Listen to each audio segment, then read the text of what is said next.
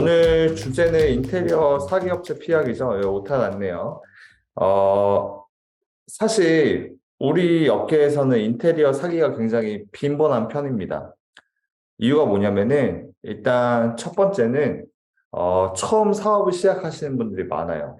그러니까 처음 사업을 시작하시는 분들이 많다 보니까 이 인테리어 업체들에서 대한 정보들이나 이런 지식이 부족해서 사기업자를 구별하지 못할 확률이 크고, 그리고 우리는 주거 공간을 인테리어 하는 게 아니라 상업 공간을 인테리어를 하죠. 상업 공간을 인테리어를 하다 보면은 일단 기한에 굉장히 촉박해집니다. 내가 사는 곳을 꾸밀 때는 좀 늦어져도 모르겠는데, 이제 우리가 이제 딱 임대차 계약 시작하면 당장 월세가 발생을 하기 때문에, 그리고 오픈 일정이 정해져 있기 때문에 주거 인테리어에 비해서는 좀 성급하게, 좀 급하게 인테리어를 준비해야 되는 상황이다 보니 인테리어 사기가 굉장히 빈번하게 일어나는 파트라고 보시면 될 것 같습니다.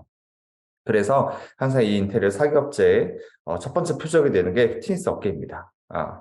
자, 제 소개를 좀 드리면은, 저는 피경영 임효빈 강사이고요. 지금 피트니스에 관련된 여러 가지 일을 하고 있지만, 인테리어 회사를 직접 운영하고 있는 대표자로서 여러분들한테 좀 더 확실하고 명확한 정보를 드릴 수 있을 것 같습니다. 자, 그러면은 일단 첫 번째로 이제 좀 사례를 볼게요. 사실 인테리어 사기라고 검색을 해보면은 뭐 유튜브든 뉴스든 엄청나게 기사들이 많이 나와요. 굉장히 많이 이제 사기가 일어난다는 거겠죠. 그리고 이제 최근에 나온 뉴스인데, 우리 요즘에 인테리어 중개 플랫폼에서 많이 하잖아요. 중개 플랫폼 자체도 인테리어 사기를 막을 수 있는 프로세스가 갖춰져 있지 않다. 그리고 무면허인 곳이 굉장히 많다는 거. 예. 그리고 또 유명 유튜브도 인테리어 사기를 막고 이러죠. 여기도 피트니스로 유명한 유튜브인데, 이 밑에 보이면은 보여주기로 한 이쪽만 좀 일단 해놓고 나머지는 전혀 안 돼 있는 상태에서 잠적을 한다든지, 뭐 자재를 갖다 놓고 시공을 이제 멈춰서 중단하는 이런 사례들은 굉장히 빈번하게 일어나는 사례라고 볼 수 있을 것 같습니다. 어, 자, 그러면은 인테리어 사기의 형태들은 무엇이 있는지 그 특징을 조금 알아볼 건데, 여러분들이 착각하신 게 있어요. 인테리어 사기라고 하면은 돈만 먹고 아예 나른다 이렇게 생각하시겠지만, 사실 인테리어의 사기 수법이 굉장히 다양하고요. 이게 의도적으로 사기를 치려고 하진 않았지만 공사 중에 이런저런 문제들 때문에 사업주한테 피해가 그대로 전가돼서 사기를 당한 것만큼 피해가 있는 상황들이 많이 발생을 합니다. 그래서 그런 각각의 형태들에서 여러분들에게 설명을 드릴 예정입니다. 일단 첫 번째, 성금을 받은 후에 완전 미시공하는 사례.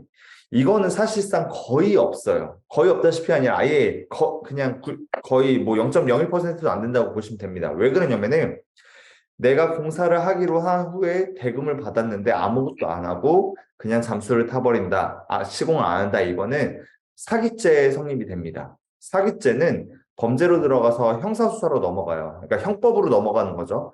그러면은 이 경찰에 신고를 하는 거고요. 이거는 범죄상 수사이기 때문에 굉장히 수사가 신속하게 이루어지고, 그리고 명확하게 이제 판정이 나기 때문에 이런 거는 사실 사기치는 업자들이 잘 하지 않습니다. 문제는 어디서 발생을 하느냐? 여기서부터 발생을 해요. 이 대금을 받은 후에 완전 미시공하는 거는 형사범죄지만, 이 밑에 있는 나머지는 다 뭐냐? 사기죄가 아니라 이 소비자와 이제 인테리어 업체 간에 서로의 이제 트러블이 있는 민사소송으로 넘어갑니다. 그러다 보니까 이 민사소송 특성상 시간이 굉장히 오래 걸리고 소송하는데 비용이 좀 들잖아요. 그리고 내가 소송에서 이긴다고 하더라도 그 돈을 바로 돌려받을 수 있는 것도 아닙니다. 그러다 보니까 대부분 이런 경우에는 사업주분들이 나는 당장 다음 달에 오픈을 해야 돼. 그러니까 손해를 감수해서라도 다른 업체를 성급하게 찾아서 공사라도 마무리하는 이런 일이 발생을 하는 거죠. 부가적으로 될 얘기가, 뭐 이제 예를 들어서 성금을 이제 중도금 받은 후에 잠적을 했어. 그러면 난 당장 다다음 주에 오픈이야. 그러면 급하다 보면은 내가 다른 업체를 불러서 공사 마무리를 하잖아요. 그러면은 이 인테리어 사기업체 뭐라고 하면은 우리 사정에 있어서 인테리어 하려고 하는데 사업주가 맘대로 자기 맘대로 그 계약이랑 다르게 공사를 진행해 버렸다. 그거 우리 어떡하라는 거냐. 이런 식으로 되기 때문에 민사소송에서도 굉장히 불리한 위치로 들어갑니다. 그래서 사실 우리가 주의해서 봐야 될 거는 이 밑에 있는 과정이다. 이 과정 중에 일단 이제 하나하나 좀 살펴보도록 하겠습니다. 첫 번째, 성금을 받은 후에 아주 적은 공사를 한 후에 잠적을 한다. 보통 어떤 식이냐면은 인테리어가 우리 성금, 중도금, 잔금 혹은 계약금, 성금, 중도금, 잔금 이렇게 세 번이나 네 번에 나눠서 공사대금 지급이 됩니다. 그래도 우리가 총 공사 금액이 몇 천만 원, 많게는 몇 억이잖아요. 거기서 보통 계약금이랑 성금의 비율이 30% 이상 차지를 해요. 보통은 30% 잡으시면 될 것 같아요. 그러면 내가 만약에 1억짜리 공사다라고 하면은 3천만 원을 성금으로 가게 되는 거죠. 그러면은 3천만 원을 받고 정말 아주 조금의 약간의 철거를 하고 자재 좀 갖다 놓은 다음에 그냥 잠수 타버리는 거예요. 아니면은 전화를 하면은 제가 몸이 아파서 어디가 안 좋아서 무슨 일이 있어서 공사가 늦어집니다. 죄송합니다. 어떻게든 마무리하겠습니다라고 하고 시간을 질질 끕니다. 근데 이건 뭐예요? 시간을 질질 끌면은 사업주는 그동안 손해가 계속 발생을 하잖아요. 그러니까 울며 겨자 먹기로 성금을 포기하는 사례가 많이 일어난다는 거지. 예. 애초에 이거는요, 형사소송만을 피하기 위한 계획적인 인테리어 사기예요. 이런 업체들 특징이 사기를 한 군데만 쳐놓는 게 아니라 계속해서 사기를 칩니다. 그래서 그 사람들 이름으로 된 그 민사소송을 보면은 막 줄줄이 민사소송 몇 개를 달고 계속 그냥 그렇게 하는 거예요. 거의 뭐 하루살이 같은 인생이죠. 그냥 뭐 진짜 미래가 없는 인생을 사는 막장 인생 인테리어 업자들이 보통 이렇게 막판에 진행을 많이 합니다. 예, 형사소송만 피하는 거죠. 얼마 전에 제가 유튜브에서 봤는데 어떤 일이 있었냐면은 뭐 전화를 하면 전화를 안 받아. 하루 종일 전화를 안 받다 어쩌다 연결이 되면은 제가 암에 걸렸습니다. 막 이러면서 핑계를 대요. 그러다가 이제 다른 사람 핸드폰으로 전화를 해서 인테리어 문의를 하잖아요.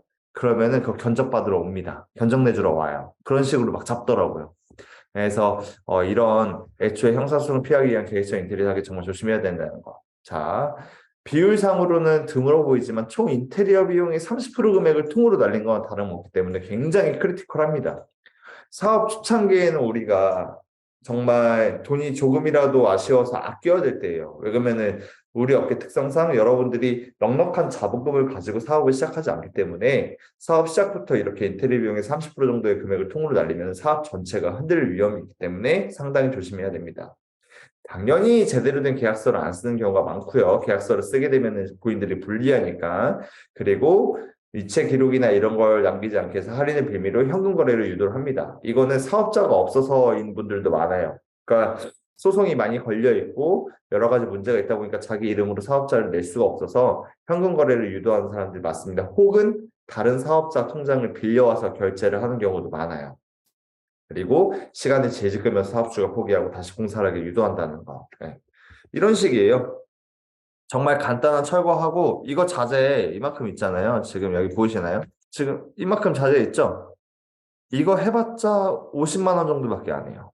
철거 조금 하고 뭐 여기 뭐 바닥 좀 이렇게 까내고 뭐 이렇게 하면은 여기 지금 3천만 원 받고 한 100만 원치 공사하고 빠진 거예요. 이건 온라인에서 저희가 그냥 가져온 사진입니다. 여기도 마찬가지예요. 여기 주방 철거 좀 하고 여기 샤시 문틀 갖다 놓고 그다음에 바닥 철거하고 나머지는 그대로 있죠? 이렇게 하는데 200만 원도 안 들어요. 근데 이제 1000만 원, 2000만 원 받고 그냥 잠수를 타버리는 거죠. 이해되시죠? 근데 이렇게 하더라도 형사 범죄가 아니기 때문에 우리가 민사로 넘어가면서 시간이 끌린다는 거. 결국에는 사업주가 굉장히 불리한 위치입니다. 나중에도 말씀드릴 거지만 이런 거를 피하기 위해서는 애초에 업체를 잘 고르는 수밖에 없어요. 당하고 나서는 늦습니다. 저한테 굉장히 연락이 많이 와요. 인테리어 사기를 당하신 분들이 이거 어떻게 해야 되나요? 라고 물어보는데 제가 물론 성심성의껏 답변을 해드리고 도와드리기는 하지만 결국에는 사기를 당한 다음에는 어떻게 뚜렷한 방법이 없다. 예, 당하고 나면 늦습니다. 자, 다음 걸로 넘어갈게요. 두 번째 사항, 중도금을 받은 후에 잠적하거나 마감을 하지 않는다. 자, 이거는 사실 계획적인 사기보다는 좀 공사 중에 문제가 있어서 이렇게 되는 경우들이 빈번합니다. 물론 계획적으로 중도금까지 딱 받은 다음에 잠수타는 사람도 있어요. 왜 그러면은 보통 중도금 비율이 가장 높거든요. 40%에서 50% 정도 됩니다. 그러다 보니까 중도금이 넘어가면은 보통 공사비가 거의 다 넘어가거나 다름이 없어요. 그러다 보니까 중도금을 받고 잠수를 타는 업체들도 이제 꽤나 많은 거죠. 이런 사람들 특징이 뭐냐면은 중도금 날짜를 계속 땡겨요. 우리가 계약을 할 때 성금을 내는 날이 정해져 있고 그다음에 중도금을 내는 날짜가 정해져 있거든요. 근데 정해진 중도금 날짜가 아닌 지금 뭐 공사가 이것저것 자재가 많이 들어와야 돼서 혹은 이것 때문에 시공비가 생각보다 많이 들어서 지금 뭐 돈이 필요하다. 중도금을 보내주셔야 공사가 진행됩니다. 막 이런 식으로 반협박을 해서 날짜를 땡겨봤습니다. 그럼 중도금 딱 주고 나면은 잠수를 타버리는 거지. 아까 앞에 사항이랑 비슷한 방식으로 잠수를 탑니다. 혹은 현장이 원활하게 진행이 되지 않거나 손해가 될 것 같으면 공사를 중단하는 경우 이게 더 많아요. 막상 그러니까 이거지. 애초에 그 돈으로 공사를 할 수 없는데 공사를 일단 따내기 위해서 싸게 견적을 넣고 그 다음에 하다 보니까 이게 안 될 것 같아. 생각보다 할 게 많고 돈이 많이 들어가. 그러면은 그냥 아예 잠적을 해버리는 거예요. 아, 차라리 이거는 내가 손해 감수한 것보다 민사소송 가는 게 낫겠다 하고 그냥 잠수를 타버리는 거죠. 이런 업체들이 진짜 많습니다. 계획적인 범죄는 아니더라도 내가 손해가 될 것 같으면 그냥 공사를 중단해버리네. 이거는 사실 도덕적인 문제도 있지만 뭐가 문제냐? 시공 능력의 차이예요. 내가 능력이 없는데 공사를 일단 받았기 때문에 하다 보니까 안 되는 거지. 그러니까 이제 중간에 잠수를 타는 경우가 많습니다. 아까 말씀하셨다시피 금액 비율이 높은 중도금 받은 애 가장 많이 일어나고요. 그리고 대놓고 잠적보다는 사업주와의 갈등으로 공사 중단하는 경우가 많습니다. 최근에 저 아는 지인분이 거의 300평짜리 실내 골프장을 여셨거든요. 근데 이제 인테리어 업자랑 굉장히 이제 문제가 많았어요. 그래서 뭐 저도 가서 도와주고 이랬는데 인테리어 업자가 원래 하기로 한 공사를 안 하고 뭐가 잘못되고 막 뭘 다시 공사하고 이러다 보니까 제가 그랬거든요. 이 정도 공사되면은 사실 인테리어 업자도 손해를 많이 볼 것 같다. 공사가 너무 제대로 안 돼서 이렇게 얘기했더니 아니나 다를까 돈을 더 달라고 요구를 하기 시작했어요. 이거 갖고 공사 못한다 이러면서. 당연히 사업주 입장에서는 돈을 뭐하러 줘. 내가 계약한 금액이 있는데. 근데 그러다가 계속 갈등을 빚으니까 그냥 공사를 멈춰버린 거예요.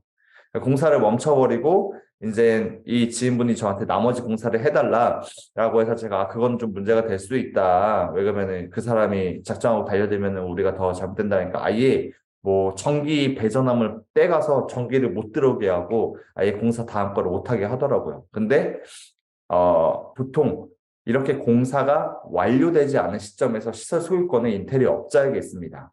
잔금이 치러지지 않는 한, 잔금이 치러지기 전까지는 인테리어 업자가 내가 이 시설물에 대한 소유권을 갖고 있는 거야. 그러니까 내 마음대로 공사를 재개해도 굉장히 불리한 거지. 그러면 요구하는 대로 줄 수밖에 없는 상황이 일어나는 겁니다. 사업주한테 굉장히 불리하게 돼 있어요. 인테리어 업자보다 고객들한테 굉장히 불리하게 돼 있는 게 지금 현행법입니다. 문제가 많죠. 네. 자, 그리고 마감 공사 비용이 가장 많이 발생돼요. 사실 뭐 아예 대놓고 잠수를 타서 그래 나무 공사 내가 마무리하자라고 보면은 내가 나머지 잔금 갖고 공사를 할 수 있는 수준이 아니야. 왜 그러면 마지막에 뭐 페인트를 한다든지 바닥재를 깐다든지 뭐 조명을 단다든지 필름을 한다든지 이렇게 마지막 공정들이 사실 공사비의 대부분을 차지합니다. 그래서 중도금 비율이 높은 거예요. 그래서 내가 나머지 공사를 하려고 하더라도 금액적으로 손해를 굉장히 많이 본다. 다시 한번 말하지만 애초에 피해를 이제 이런 공사 업체를 만나면 안 된다. 보통 인테리어 사기라고 하면은 이게 가장 많은 사례입니다. 초반에는 몰라요. 중도금이 넘어가고 이제 아는 거지. 가장 조심해야 될 부분이라는 거. 자, 이런 식입니다. 아까 유튜브에다 하듯이 이렇게 보여주시기에 얼마 정도 공사를 해주고 혹은 공사하다가 답이 안 나올 것 같으니까 그냥 중단해버리고 아예 잠수를 타버리는. 그럼 사업주 입장에서는 내가 시간이 급하기 때문에 다시 공사를 해야 되는 이런 상황이 굉장히 빈번하게 일어나고 있습니다. 왼쪽도 마찬가지예요. 언뜻 보면은 공사 많이 한 것 같죠? 아니에요. 이게 딱 이 정도만 해놓으면 공사 많이 했네. 사업주들이 이제 그게 헷갈려요. 전문 지식이 없다 보니까 이렇게 조금만 뭐 타일 같은 거 붙어 있으면 뭐야 거의 다 끝났네 이러지만 아니에요. 여기 천장도 하나도 안 만들어졌죠. 조명도 안 달려 있죠.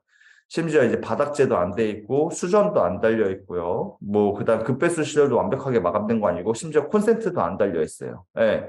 이거는 사실 공사 절반도 안 한 거랑 마찬가지예요. 나머지 공정이 훨씬 더 많이 들어갑니다. 공정 순서도 잘못됐지만. 예.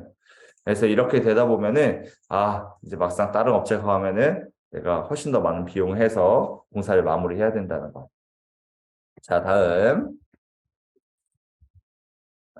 과도한 추가금 요금. 이것도 진짜 빈번한 사례예요, 사실.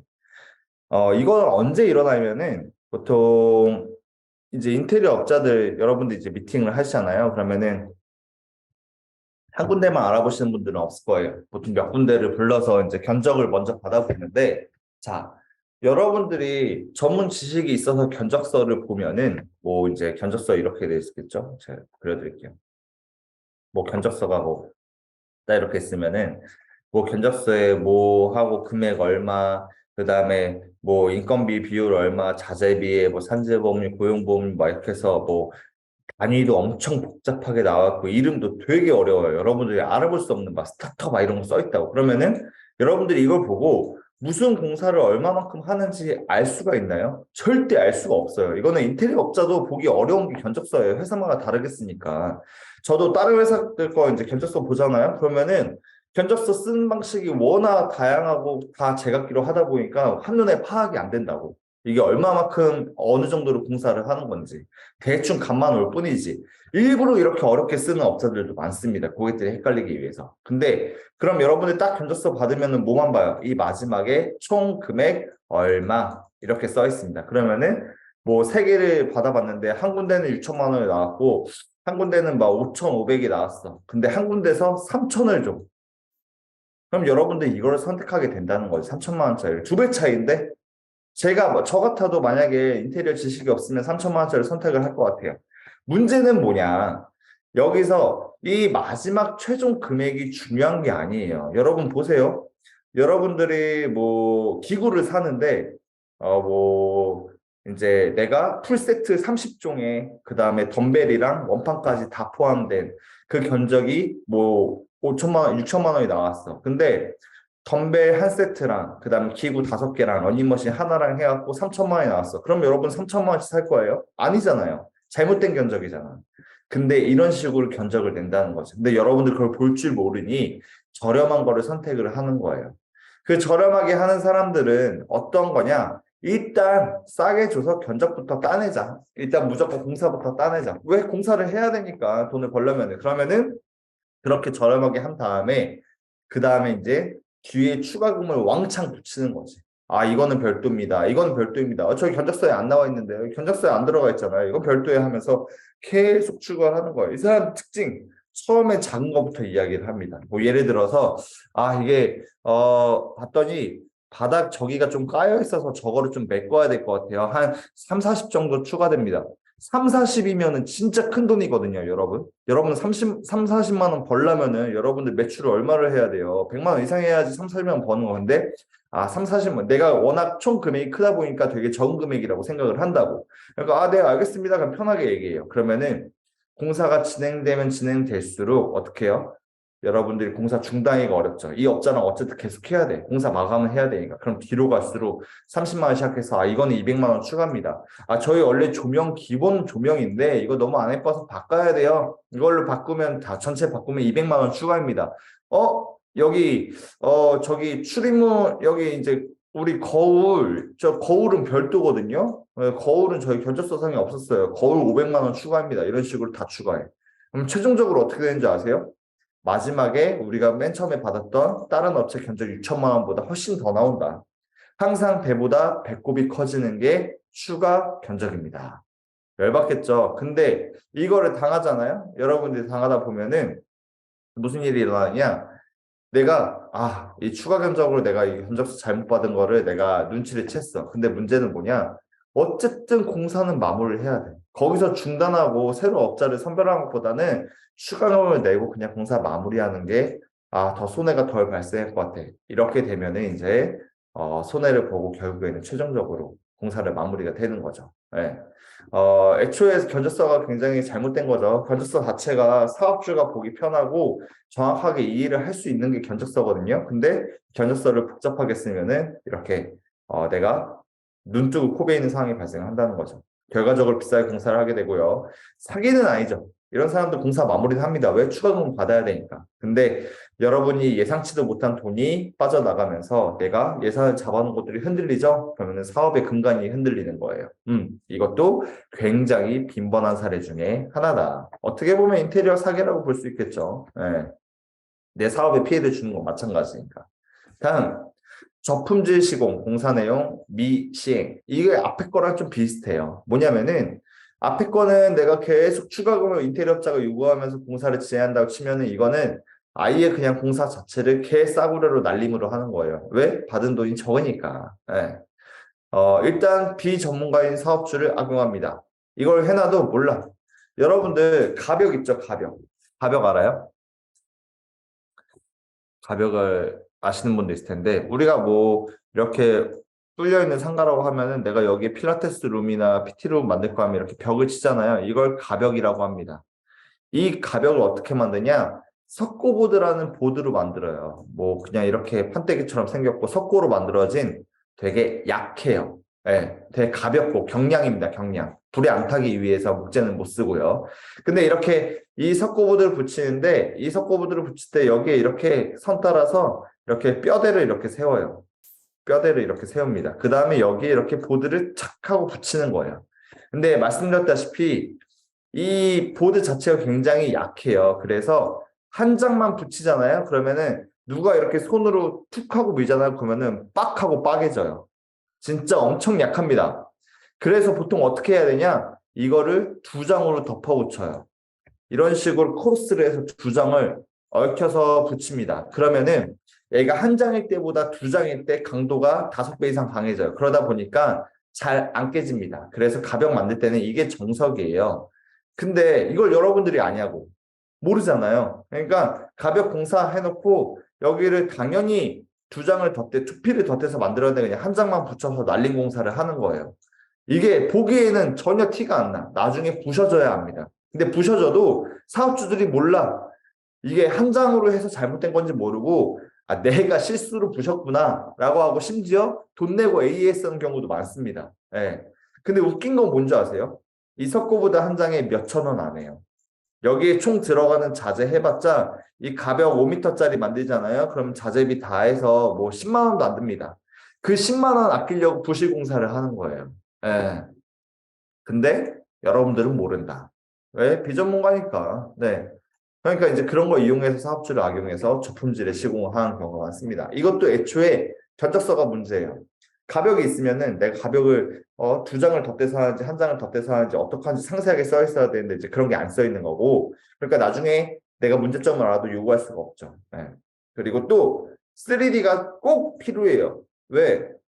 자 보세요 여러분. 여러분 견적서상에 아까 말했다시피 여기다가 제가 이렇게 써 있어요. 아 유리 시공 이렇게 써 있어요. 근데 유리가 이렇게 들어가는지 아니면은 뭐 이렇게 들어가는지 뭐 이렇게 나눠서 들어가는지 이거를 여러분들이 알 수가 없잖아요. 왜? 우린 견적서 글자만 보고는 모르니까.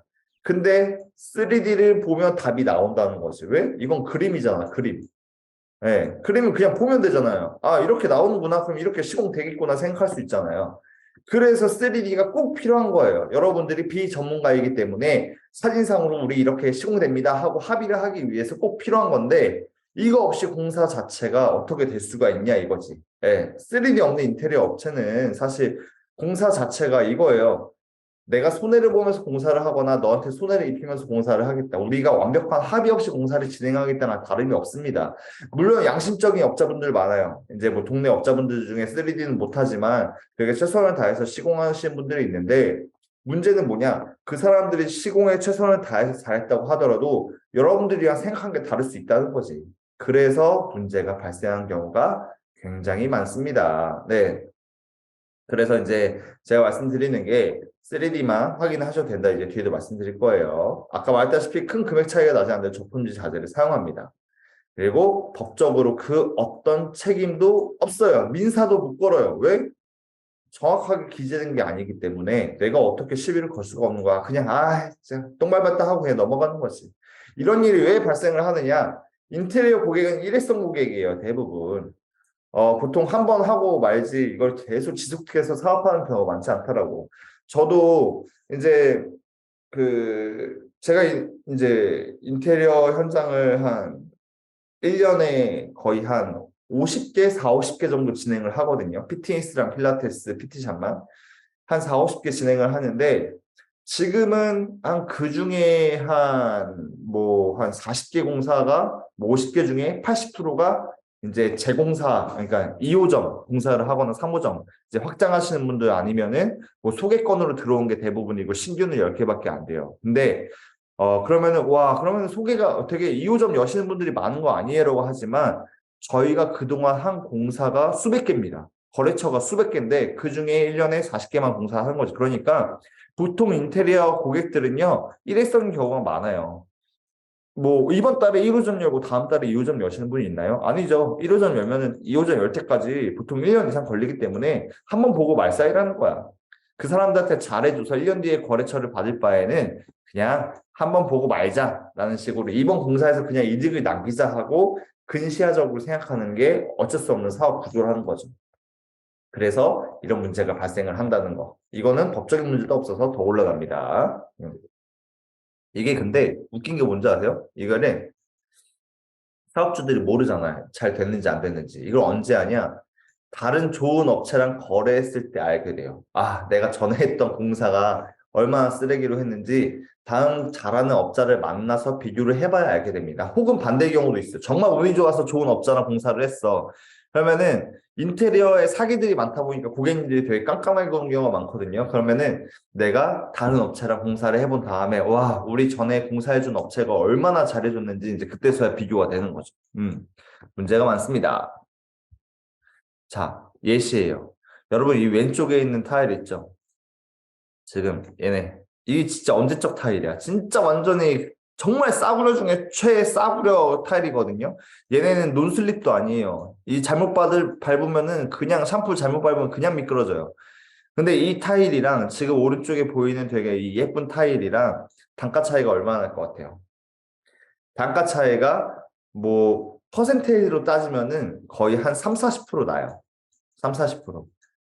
비율로 보면 되게 크죠. 자, 근데 여러분들이 샤워실을 이렇게 크게 만드는 경우에는 좀 영향이 커. 근데 내가 샤워실을 두 칸, 세 칸 만들잖아요. 그러면 두 칸, 세 칸 타일 전체 다 하는데 한 200만 원 전후해요. 200만 원에 30% 하면 얼마? 60만 원이죠. 그럼 여러분 이거 할래요? 아니면 60만 원 더 주고 이거 할래요? 내가 커피 머신 돈 조금 아끼고 다른 거 아껴서 차라리 이렇게 하겠죠. 근데 문제는 뭐냐? 인테리어 업자들은 단돈 10,000원이라도 아끼기 위해서 이렇게 한다는 거지. 예. 가성비를 따지면서 어떻게 효율적으로 하는지 비교를 해서 돈을 써야 되는데 그게 아니라 일단은 돈을 아끼고 보는 사람들이 많다는 거예요. 왜? 어떤 게? 견적서가 싸고 레퍼런스가 없는 회사일수록. 굉장히 빈번한 사례입니다. 음. 다음 형태 AS 불이행.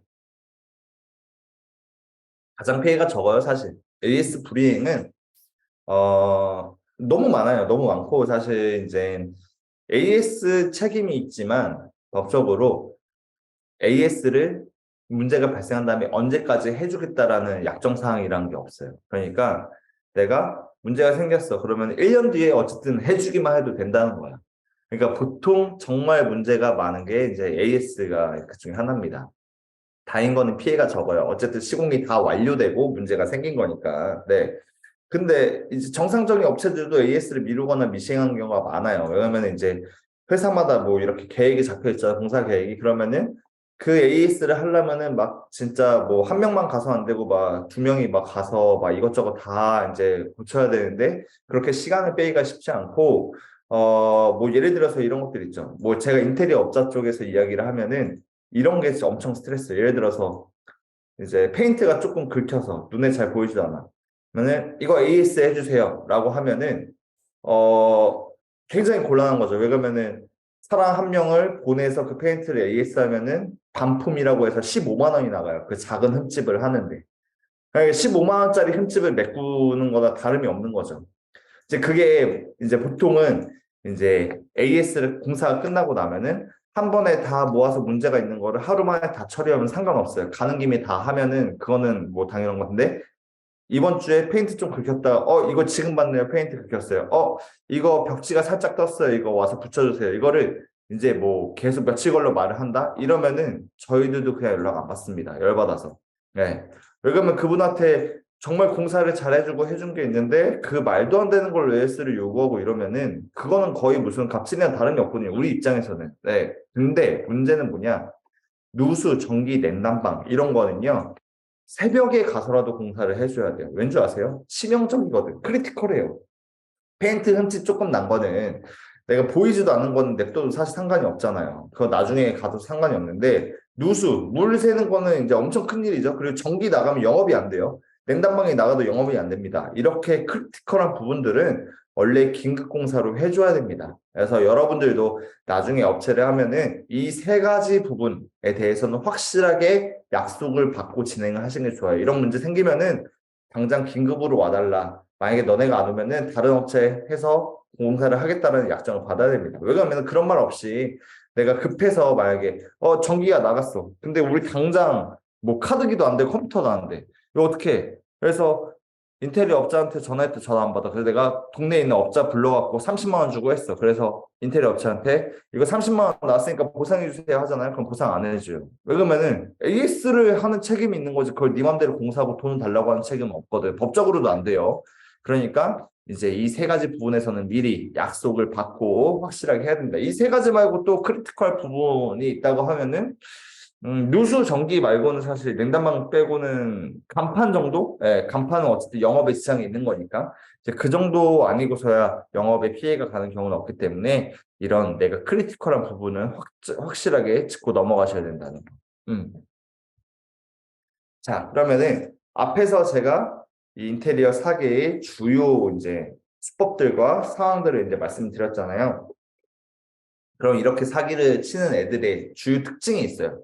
여러분들이 이 특징을 알게 되면은 이제 그런 업자들을 피할 수 있는 거지. 네, 하나씩 설명을 또 드리겠습니다. 첫 번째, 과도하게 저렴한 견적. 이거는 만국구통이에요. 자, 여러분 보세요. 인테리어라는 이제 파트 자체가 어떤 식으로 진행하냐 사업이 인테리어 업체가 있어요. 고객이 있습니다. 고객이 인테리어 돈을 주면서 공사를 맡겨요. 이 인테리어 업체는 자재를 사고요. 네, 공사를 한 사람한테 임금을 줘서 혹은 거래처를 데려와서 공사를 진행하고 다시 돈을 줘요. 어. 중개업체나 다른 게 없어요. 절반은. 물론 디자인도 하고 설계도 하고 이런 것도 있지만 시공 자체는.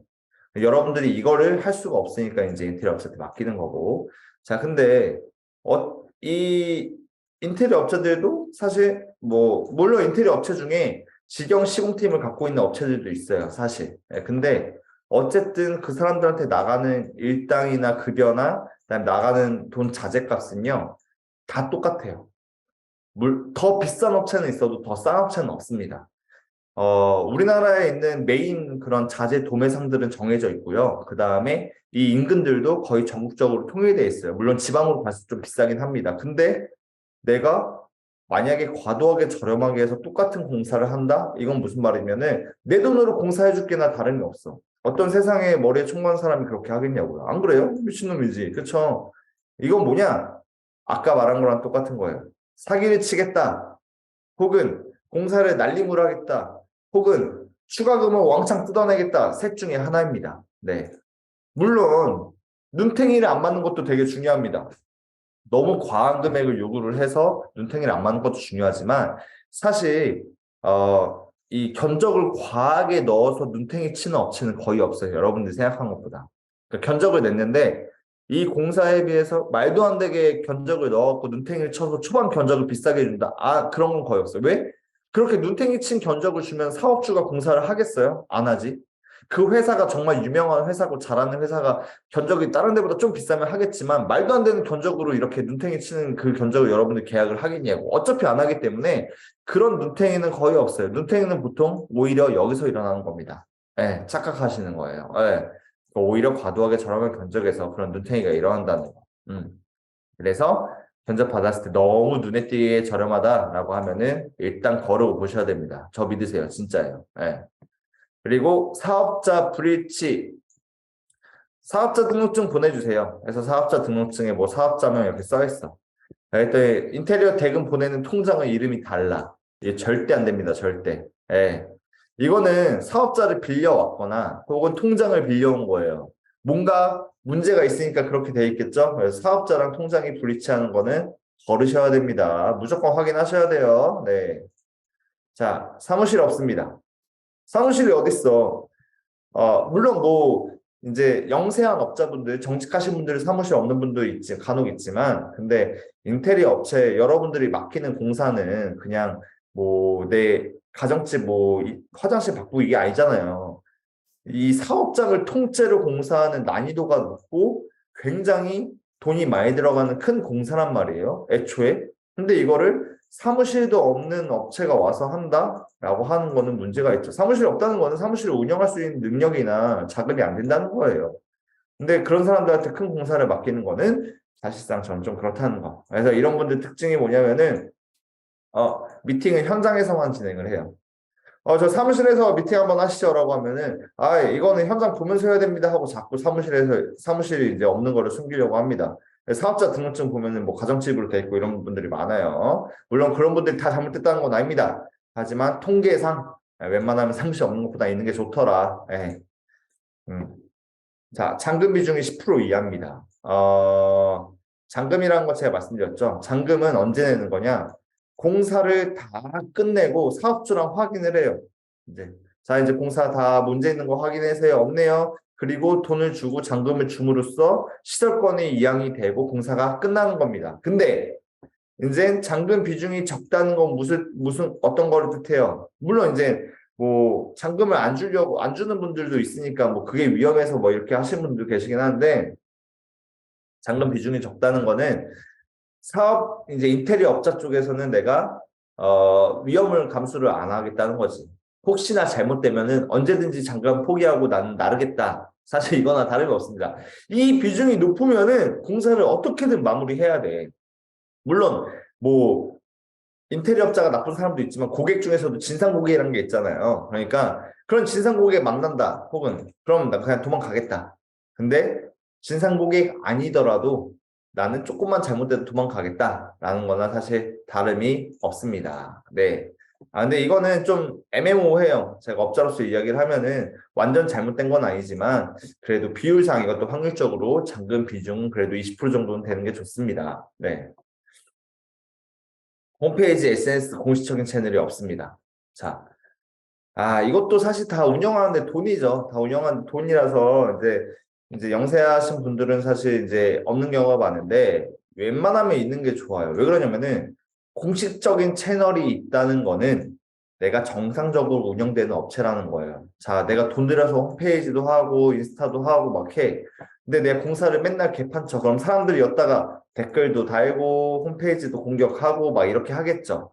그러면은 내가 이걸 쓸 수가 없잖아. 하면은 당연히 내가 공식적인 입장이 있기 때문에 어느 정도는 이제 열심히 해야 된다고. 이 중에 하나가 뭐가 있냐면은 이제 뭐 요즘에 유튜브도 있죠. 뭐 유튜브 하시는 분들 중에 다 잘한다고 할 수는 없지만 이제 유튜브는 어쨌든 공식적인 채널이 있으니까 그나마 이제 아예 없는 것보다는 좀 낫지 않나 라고 이제 말씀을 드린 겁니다. 공식적인 채널 없어요. 채널 없으면 뭘 못 봐요? 시공 한 대를 못 봐. 완공된 사진들이 올라오잖아요. 보통 이런 채널에는. 그러면 그 사진 보고 여기 공사 이만큼 한 해라고 알 수 있는데 이제 그거를 보지 못하는 거지. 예, 그래서 웬만하면 공식적인 채널 있는 게 더 좋더라라고 말씀드립니다. 레퍼런스 요구 시 핑계대면 거절합니다. 우리 여기 지금 우리 헬스장 인테리어를 200평을 하는데 그러면은 다른데 혹시 헬스장 하시는데 보여주실 수 있나요? 사진 어느 업체명이라도 가르칠 수 있나요? 그러면은 이것저것 핑계대면 거절합니다. 그럼 무슨 말이냐? 이 공사를 해본 적이 없거나 또 하나 헬스장 공사를 해본 적이 없고 또 하나 이게 잘못돼 갖고 사업주한테 연락이 가면 안 되는 상황. 예. 자신 있으면 알려주겠죠. 내 공사가 정말 잘 됐어. 사업주 되게 만족해. 그러면은 한번 연락해 보세요. 네, 사진도 한번 보시고요. 전화도 한번 물어보세요. 자신 있게 말할 수 있겠죠. 왜? 내 공사 잘 끝났으니까. 근데 그게 안 되면은 핑계대면 거절을 할 수밖에 없다는 거. 네, 체크하셔야 됩니다. 계약서를 작성하지 않습니다. 이건 그냥 믿고 걸으세요. 이거는 아예 답이 없는 겁니다. 이건 말도 안 되는 거예요. 계약서 작성 안 하고 공사를 시작한다? 답도 없습니다, 진짜. 예. 물론 뭐 계약서를 공사 전날 보통 작성하니까 시간이 안 돼서 공사 시작일 날 만나서 작성할 수 있어요. 근데 공사 계약서 뭐 보통 그럴 땐 계약서 먼저 보내주거든요. 이렇게 해서 우리 내일 사인할 거예요. 내용 미리 확인하세요. 이렇게 해야 돼. 근데 그런 거 없이 계약서 나중에 할게요. 나중에 할 거예요. 공사부터 시작해. 이러면은 이거는 믿고 걸으셔야 됩니다. 절대 안 돼, 절대. 중도금 날짜를 당기려고 와. 이것도 노답입니다. 노답. 아예 믿고 걸으세요. 절대 주면 안 돼요. 당기려고 해도 차라리 핑계를 대세요. 나 돈 이때까지 마련해 이때 입금된 걸로 해갖고 지금 돈도 없다 안 된다 날짜 맞춰 드리겠다라고 끝까지 버티셔야 됩니다. 왜? 중도금 날짜를 당기는 거는 이제 먹튀 위험성을 높이죠. 계약서상 나와 있어요. 중도금 날짜는 정확히 언제냐? 공사 시작일이 있죠. 그리고 마감 예정일 있잖아요. 그 딱 중간에 날짜를 찾아서 이날이 중도금 날짜예요. 계약서에 미리 써놔요. 조금 뭐 앞뒤로 땡길 때도 있어요. 근데 어쨌든 이 날짜에 줘야 돼. 정해진 날짜로. 근데 계약서에 써있는 날짜를 당기는 거는 말짱한 업자라면 하지 않는 짓이다. 네, 그리고 이런 거 있어. 이런 핑계를 대요. 시공비가 부족하다. 여기 지금 성금 3천만 원 받았는데 지금 벌써 4천만 원 들어갔다. 그래 중도금 지금 받아야 된다라고 하는데 보통 어느 정도 규모가 있는 업체들은 저희도 그렇지만 일단 회사 돈으로 먼저 공사를 하는 거예요. 중도금 받기 전까지는. 이게 날짜가 딱딱 떨어져서 돈이 맞을 수가 없어. 그러니까 3천만 원 받았으면은 이 중도금 때 되면은 보통 한 4천에서 5천 지출이 돼 있는 상태입니다. 일단 내 돈으로 일단 회사 돈으로 한 거야. 그다음에 잔금 5천만 원 받으면은 나머지 이거 차감하고 나머지 또 공사 진행하고 보통 이런 식으로거든요. 그러니까 이거는 어쨌든 날짜가 정해졌으면은 이 중도금에 대한 책임은 인텔 업체에 지는 게 맞습니다. 타당합니다. 그리고 미팅을 굉장히 대충. 여러분들 이거 잘 보셔야 돼요. 이게 왜 중요하냐면은 미팅이라는 거는 맞아. 중도금 날짜 당기라고 한 거 여러분들이 언제 할 수 있어요? 그 날짜를 당기려고 할 때 눈치챌 수 있겠죠? 이것도 미작성하는 것도 막판 돼야 알아요. 계약서 안 쓰는구나. 그리고 뭐 잔금 비중 10% 이하인 거 이것도 막 계약에 다다랐을 때 뭐 이런 식으로 내가 다 이제 나중에 아는 건데 이거는요. 여러분들이 맨 처음에 하는 거죠. 인테리어 업체를 만났을 때. 물론 이것도 마찬가지지만 이거를 되게 대충 해요. 자, 여러분들 한번 생각을 해보세요. 내가 공사를 1억짜리 공사를 하는데 여러분들이 업자야. 그러면은 견적을 내려고 하는데 내가 대충 내. 그럼 안 맞을 확률이 있죠.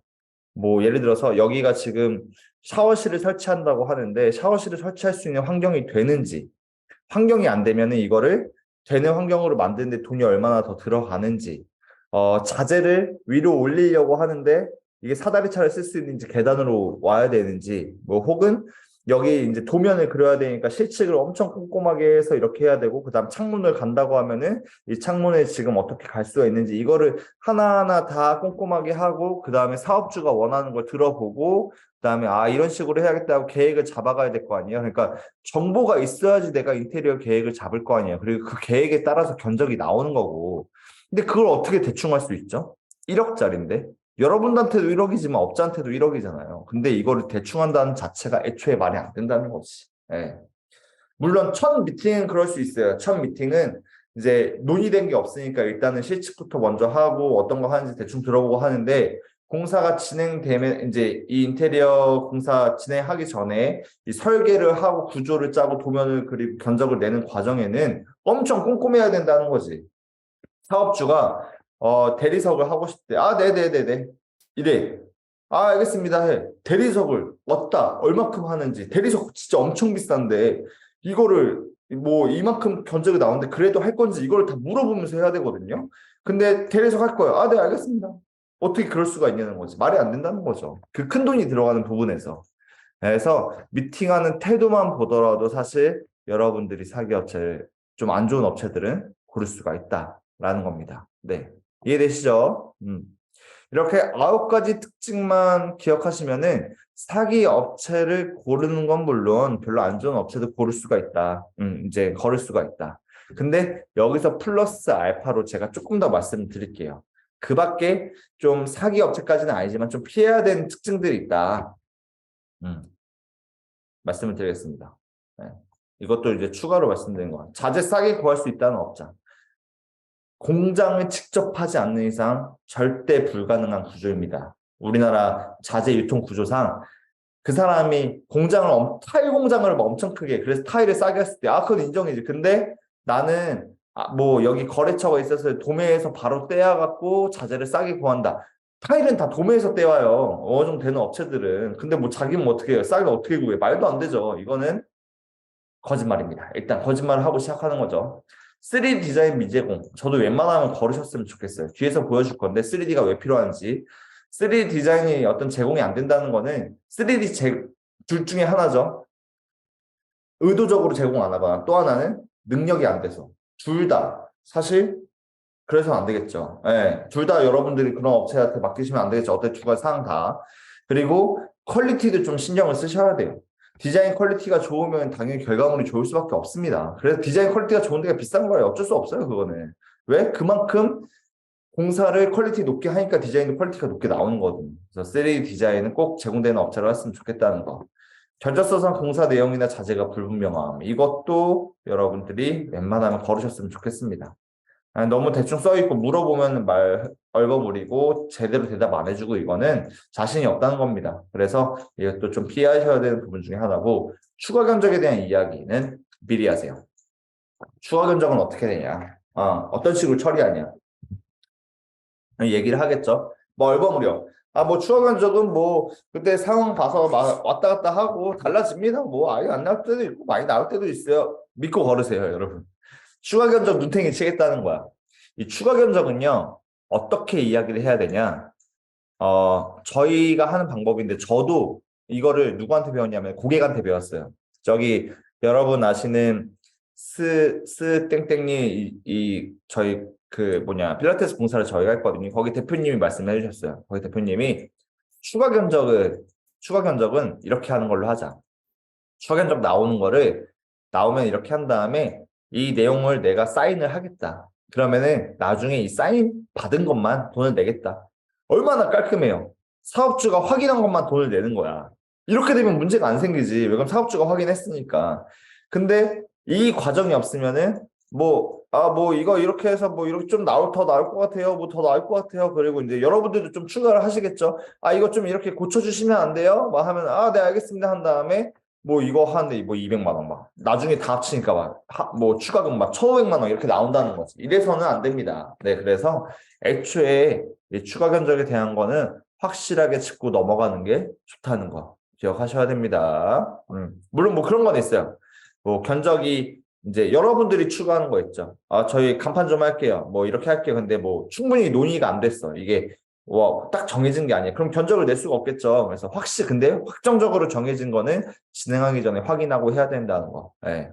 그리고 미팅 행정대 일처리가 체계적이지 못합니다. 안 좋은 업체들은. 주먹 굽으시기요. 저희 그때 디자인 미팅 한다고 말씀하셨는데, 디자인 미팅이요? 그거 꼭 안 해도 돼요. 그래서 저희 계약서는 언제 오나요? 계약서는 언제 확인할 수 있어요? 최대한 빠르게 해드릴게요 하고 처리 안 해. 예를 들어서 저희 3D 주신다고 했잖아요. 3D가 시간이 좀 걸려가지고 공사 시작하고 드릴게요. 비슷합니다. 이렇게 해서 체계적이 못하거나, 아니면은 세금 처리가 제대로 안 된다거나, 아니면은 입금 이제 돈 보내는 대금 과정에서 대충 한다거나, 이런 것들이 되게 체계적이지 못한 회사들이 있습니다. 별로 좋은 회사는 아니에요. 무한 예스맨, 무한 도맨. 이건 무슨 말인지 잘 모르시겠죠. 무한 예스맨 뭐냐?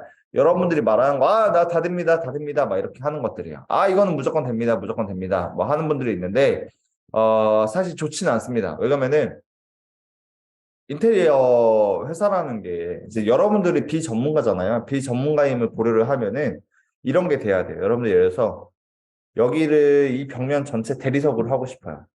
벽면 하나 전체를. 그러면 대리석 값만 1,000만 원이야.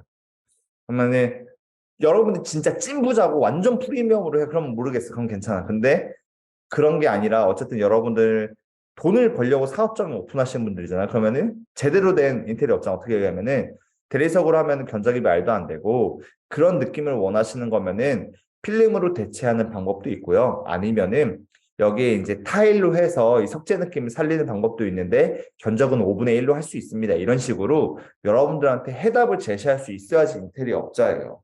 그런 걸 못하면 뭐하러 인테리어 업자한테 맡기겠어요. 나보다 전문가니까 맡기는 건데 해달라는 대로 아, 네네네 하고 그냥 이만큼 이렇게 하는 건 안 좋다는 거지, 사실.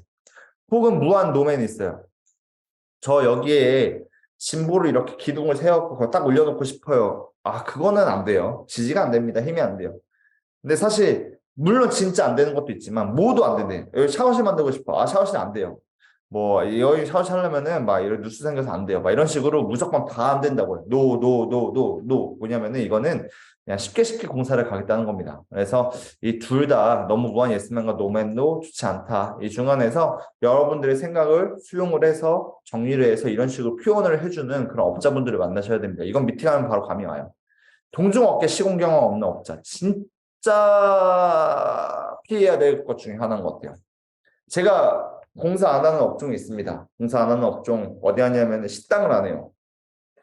식당 저희 이제 상업 전문인데 요 뭐 에스테틱이나 뭐 필라테스 그다음 뭐 피트니스 헬스장 뭐 요가원 뭐 플라잉 요가 폴댄스 뭐 미용실 다 해요. 근데 식당은 안 해요. 네, 카페도 합니다. 근데 식당은 안 해요. 식당은 왜 안 하냐면은 우리 회사가 주방 설비에 대한 전문적인 지식이 없어요. 식당을 하려면은 이 화구가 몇 개, 그 다음에 이제 바닥 방수할 때도 방식도 다르고요. 물 하는 거, 음식 찌꺼기가 화수구로 빠져나가는 거 모아서 하는 통, 뭐 이런 거를 다 세트, 그 다음에 이 연기가 밖으로 안 나가게 바람의 방향 이런 것까지 다 고려해서 인테리어를 해야 되거든요. 그래서 식당의 인테리어가 비싸요. 보통 1층이기도 하고. 근데 그런 거 예쁘게 할 자신은 있지만 실용적으로 딱 완벽하게 맞출 자신이 없어서 식당은 애초에 문의가 와도 절대 안 합니다. 정말 지인들이 도와달라고 했을 때는 뭐 한두 군데 하는데 웬만하면 안 해요. 예. 뭐 리모델링은 합니다. 근데 처음부터 공사하는 건 아예 안 해요. 아예 안 받습니다. 왜?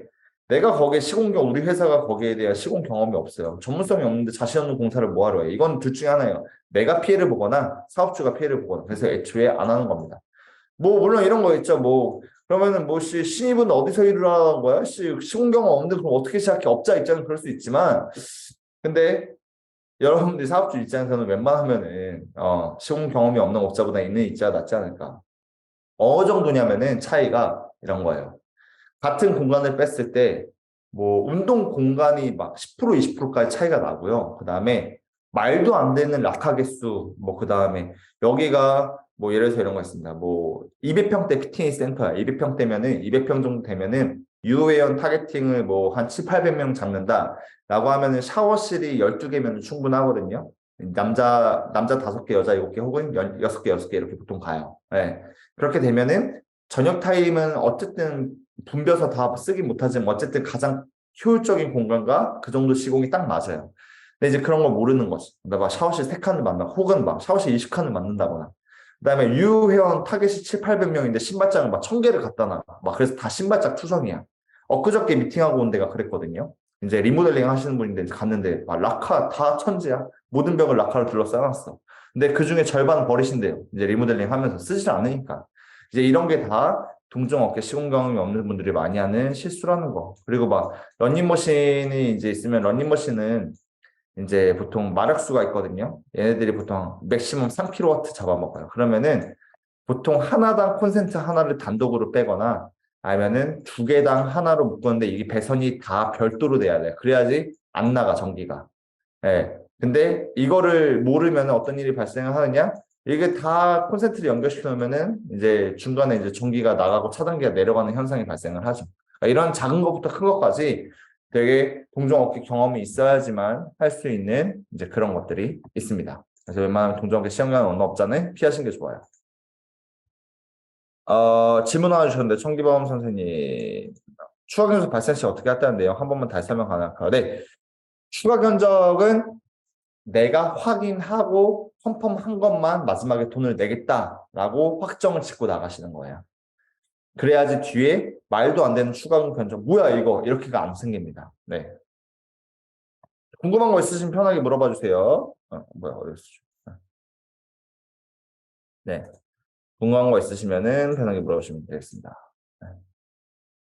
평수 대비 유효한 타겟팅 설정 방법이요. 해서 그러면 이 질문들은 저희 나중 뒤에 Q&A 한 번에 좀 하겠습니다. 네, Q&A 한 번에 할게요. 질문 있으시면 채팅창에 다 남겨주세요. 미리미리 까먹기 전에. 그럼 제가 강의 설명 끝나고 한 번에 설명드리겠습니다. 자, 이것만 지켜도 최악은 면한다. 이런 피해야 될 인테리어 업자나 사기업체의 특징 말씀드렸잖아요. 그럼 여러분들을 뭘 지켜야 되냐를 다시 한번 짚고 넘어갈게요. 더블 체크입니다. 사업자 등록증과 입금 계좌서 이름이 동일한지 확인. 제가 말씀드렸죠. 진짜 중요하다고. 잔금 비율은 20% 이상 남길 것이라고 합니다. 네. 그리고 성금 중독은 잔금 대금 날짜는 계약서상 정확히 남기고 절대 변동하지 말 거 무슨 일이 있어도 자세한 견적서 도면 3D 디자인 확인 컨펌 후 시간 시작. 늦어지더라도 이게 관점입니다. 이게 키포인트예요. 늦어지더라도 여러분들 보세요.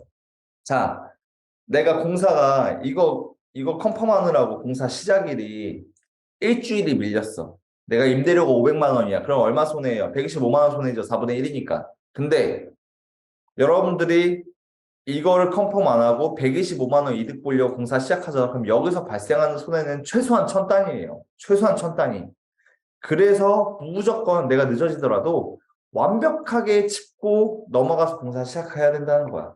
내가 견적서 확인하고 도면 확인하고 3D 디자인 확인했어. 그러면은 이 돈에 이런 구조로 이렇게 공사가 된다는 걸 알고 시작하는 거잖아요. 문제가 발생할 확률이 매우 낮아집니다. 그래도 문제가 발생하긴 해요. 왜냐면 현장에는 그 변수가 있어서 갑자기 막 봤는데 누수되는 공간이 있다거나 아니면은 뭐 바닥을 깠는데 바닥에 또 바닥이 있다거나 막 이러면은 그런 건 어쩔 수 없이 추가금이 나와요. 근데 그런 거 말고 어쨌든 어떻게 공사가 되는지는 이걸로 내가 확실하게 보고 넘어간다는 거지. 그래야지 이제 위험 확률을 서로 줄이는 겁니다. 업자도 이제 여러분 고객들도. 예. 사무실 미팅 최소 1회는 진행해 보세요. 예. 일단 좀 제대로는 없애는요. 사실 샘플부터 좀 달라요. 샘플이 막 이만큼씩 있습니다. 그래서 샘플 미팅은 현장에서 잘 안 해요. 왜 그런지 아세요? 제가 지금 보여드릴까요? 한번? 제가 세상에 이런 강의가 없습니다. 실시간 강의. 저희 사무실이거든요. 네, 보이시나요? 저거? 지금 저만큼만 지금 저게 보이시죠, 여러분? 네.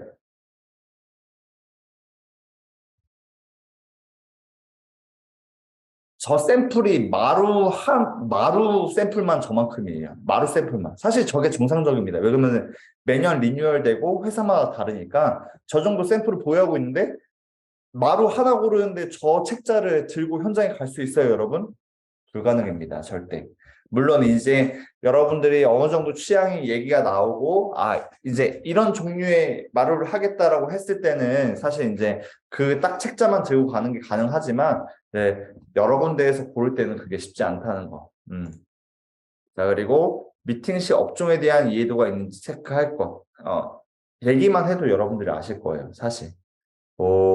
이제 물어볼 때 여러분들 샤워실은 몇 칸 들어갈 거예요? 라고 하지 마시고 이 정도 지금 저희 평수인데 헬스장인데 샤워실이 어느 정도 들어가야 될까요? 라고 물어보신다거나 락칸은 어느 정도 써야 될까요? 뭐 이런 식으로 하거나 저희 150평 이상이라서 저기 그 소방법이 좀 달라지는데 그건 어떻게 처리해야 되나 뭐 이런 식으로 물어보잖아요. 그러면은 동종업계에 대한 경험이 있는지 없는지는 여러분들이 좀 체크할 수 있는 혹은 레퍼런스를 확인해 보셔도 되겠죠. 홈페이지나 SNS상 이제 헬스장이나 피트니스 관련 필라테스 업종이 있는지를 체크해 보시는 것도 나쁘지 않은 방법입니다.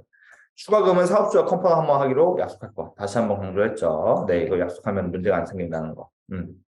자, 동종업계에 대해서 너무 나쁜 말만 했어요. 사실 이게 저도 인테리어 회사를 운영하는 입장에서 이런 식으로 다 까발리는 게 조금 마음이 좋지는 않아요.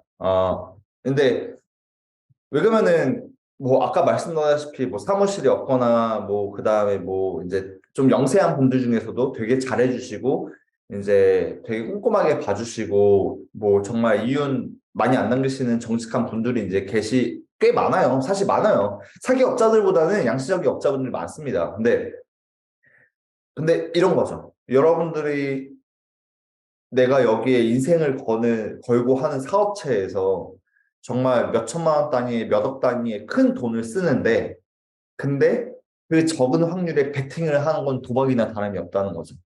웬만하면은 내가 큰 돈을 쓰면은 확률상 높은 쪽으로 거는 게 맞지. 이거를 돈 조금 아끼고 하겠다고 이 작은 업체나 영세한 업체한테 내가 이 사람이 양심적인 사람이길 하고 이렇게 도박을 걸어서는 안 된다는 겁니다. 네.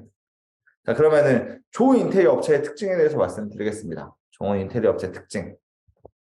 첫 번째, 가장 확실한 거, 실내 건축 면허 보유 업체만큼 확실한 게 없어요. 근데 이거는 사실상 좀 가능성이 좀 적습니다. 왜 그런지 아세요? 우리나라 인테리어 업체 중에요. 실내 건축 면허 보유한 업체가 10%밖에 안 돼요. 딱 10%입니다. 10%. 이게 실내 건축 면허가 왜 그러면은 유명무실하거든요. 유명무실. 그러니까 면허 제도가 있는데 사실 있으면 손해만 봐요. 이 면허가 있으면 면허 있는 업체만 공사하게 해야 되죠. 그게 아니라 공사는 다 할 수 있는데 이 실내 건축 면허를 따는데도 돈이 굉장히 많이 들어가고 이제 그 맨 처음에 이제 면허를 할 때 들어야 되는 예치금이 있었고 돈이 진짜 많이 들어가고 그리고 심지어 이 면허를 갖고 있으면 세금만 더 내요. 플러스 알파 세금만 더 냅니다.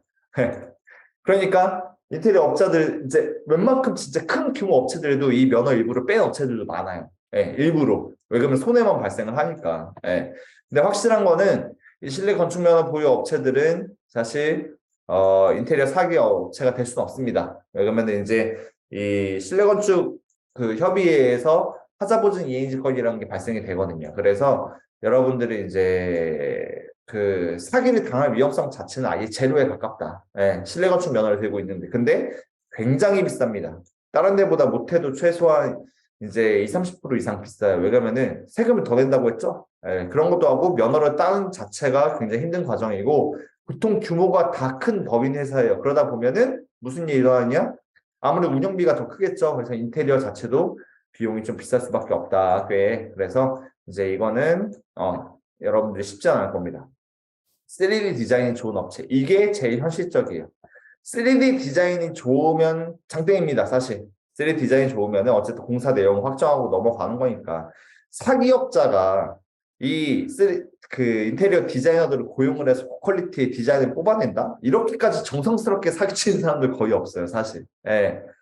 근데 만약에 3D 디자인 제공하고도 뭐 중간에 공사가 중단되거나 뭐다 하면 이건 사업주와의 트러블이지 이 꼼꼼하게 3D 디자이너 업체는 대부분 공사도 꼼꼼하게 합니다. 그래서 여러분들이 좀 이것만 체크하셔도 좀 좋지 않을까. 그리고 미팅 견적이 꼼꼼한 업체. 아까 계속 강조했죠. 다 똑같은 이야기인데 행정서 계약서든 인처리 체계적 업체. 그리고 또 하나의 꿀팁. 여러분 돌아다니다가 마음에 드는 곳을 발견했어. 어디 친구네 헬스장 갔다.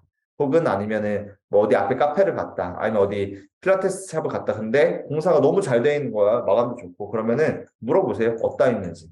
그러면은 이 시공업체만 물어봐도 사업주가 막 얘기할 거 아니야. 이거 말도 말하고, 막 이거 공사 잘못돼갖고, 이거 다시 공사한 거야. 막 이렇게 하는 사람도 있고, 여기 공사 되게 꼼꼼하게 잘해준다고 하고 소개를 해주는 사람도 있겠죠? 되게 정확한 방법입니다. 공식적인 활동이 있는 업체가 좋다. 왜 그러면은, 공식적이란 거는 사실 어쨌든 내가 어떤 게 잘못됐을 때 피해 입을 게 크다는 거잖아요. 그래서 웬만하면은 나쁜 행동은 잘 못하겠죠. 그래서 공식적인 활동이 있는 업체가 그나마 좀 안전하다는 게 정설입니다. 그리고 동종업계에 대한 이해도가 높은 업체. 당연한 거겠죠. 오케이. 자, 그리고 이제 좀 나머지 좀 보여드릴게요. 시간 좀 오버가 되었고 뭐 이런 식으로 돼 있어요. 뭐 사업자 등록증 보면은 뭐 건설업 이렇게 돼 있고 그다음에 인테리어 돼 있고 그다음에 건설업 등록증 실내 건축 건사업 뭐 이런 식으로 이제 나와 있습니다. 네. 그래서 뭐 사실 이거를 확인을 굳이 안 하셔도 되는데 이 사업자 등록증이나 통장은 꼭 확인하셔야 돼요. 등록증까지 확인 안 하시더라도 3D 디자인 이거는 이제 렌더링까지 돌린 되게 고퀄리티의 디자인 이거 사진 같죠? 이거 3D입니다. 3D. 얘도 3D예요. 3D. 네. 3D 디자인이 이렇게 나오면은 여러분들이 뭘 알 수 있냐? 여기 나무 살 디자인이 이렇게 들어가고, 그다음에 인표 밑으로 간접등 있네. 여기 다 간접 들어가 있네. 여기 간접등 들어가 있네. 거울이 이렇게 여기 이렇게 들어가는구나. 여기도 이렇게 월 디자인에서 간접등이 이렇게 나오는구나. 그다음 여기 타일이네. 여기는 마루네. 여기 에버롤이네. 이만큼 이렇게 공사 그대 조명 여기 펜던트 4개 들어가 있네. 천장에는 매립 조명이네. 그리고 여기도 여기 이렇게 간살 디자인 또 들어가고 소두구장 이렇게 소두구장에서도 이게 나오네. 그리고 짐볼은 이렇게 기둥 빼서 짐볼 그냥 올려놨네. 거울 이만큼 들어가고 이런 식으로 여러분 이 바닥이 마로 들어가고 이렇게 3D를 보면 어떻게 되는지 안다는 거지. 여러분들 아무리 몰라도 보면은 그냥 알잖아요. 이렇게 되는구나. 되게 잘 예쁘다는 알 수 있잖아요. 근데 이게 실제로 잘하는 업체에서 시공되면은 뭐 저희 자랑은 아니지만 이렇게 싱크가 거의 이게 지금 3D 디자인이고요. 이게 저희 실제 시공된 거예요. 네. 보면은 거의 흡사하죠. 바뀐 거는 뭐냐면은 여기 있는 조명 사업주가 바꾸고 싶어서 바꾸셨고요. 그리고 이제 가구도 사업주가 다른 걸로 바꾸셔서 가구 바뀐 정도. 나머지는요. 거의 똑같죠. 예. 이렇게 보면은 여러분들이 내가 본 만큼 이 정도로 나오는구나 하는 싱크가 나와야 된다는 것이. 이러면은 그래 내가 이 정도 예상하고 이만큼 돈을 낸다고 했으면 이렇게 나오기만 하면 되는 거예요. 이해되시죠? 예. 그래서 3D가 그만큼 중요하다는 거 잊으시면 안 됩니다. 네, 이런 식으로 3D 디자인이 나와야 됩니다. 네. 이런 식으로. 이 정도 퀄리티, 뭐 이것보다 물론 퀄리티 떨어지는 데도 많긴 하지만 어쨌든 3D를 제공한다는 자체가 중요해요. 네. 오늘 강의 이제 여기까지입니다. 네, 인테리어 사기업체에서 설명을 드렸는데 사기뿐만이 아니라 이제 다양한 다른 일어날 수 있는 문제점들을 예방하기 위해서 인테리어 업체 고르는 방법까지 말씀을 드렸고 이제 거기에서 발생하는 추가적인 비용이나 이런 것들은 감수를 하시더라도 오히려 나중에는 그게 득이 되는 경우가 많습니다. 그래서 너무 저렴한 견적에만 목매지 마시고 이제 이런 정보를 참고해서 업체들을 잘 비교해서 선정하시는 게 좋은 방법이라고 할 수 있겠습니다. 밑에 있는 거는 제 인스타 주소고요. 제가 이렇게 남겨놓은 이유는 혹시 제 도움이 필요하시면은 DM을 보내시라고 이렇게 남겨놓은 겁니다. 나쁜 일이 생기기 전에 물어보셨으면 좋겠어요. 사기 당하고 나서 큰일 났다 이렇게 하지 마시고 이제 이렇게 하고 있는데 뭘 알아봐야 되나요? 이런 식으로 물어보시는 게 가장 긍정적인 거겠죠. 네. 오늘 강의는 이제 여기까지 드리겠습니다.